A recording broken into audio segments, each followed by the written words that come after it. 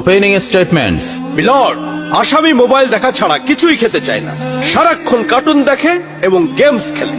আসামি সম্পূর্ণরূপে মোবাইল আসক্ত।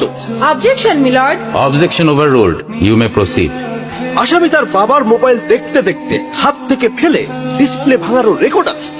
মহামান্য আদালতের কাছে আসামির সর্বোচ্চ শাস্তি আজীবন মোবাইল নিষিদ্ধ করা জোর দাবি জানাচ্ছি।